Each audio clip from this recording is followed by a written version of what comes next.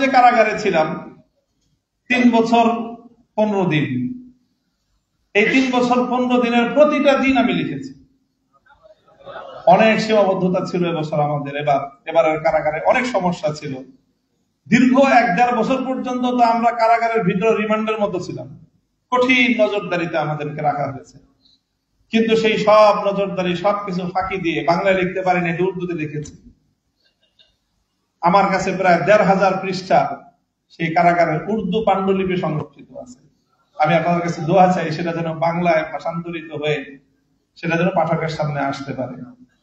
অন্তত সেই 3 বছরের আমাদের ভাবনাগুলো, সেই সময়ের ভাবনা, তাহলে আপনারা আমাদেরকে আমাদের কঠিন সময়ের ভাবনা এবং আমাদের সুসময়ের ভাবনা দিয়ে আমাদেরকে মূল্যায়ন করতে পারবেন যে আমরা কতটা সৎ এবং কতটা আমাদের মধ্যে অসততা আছে।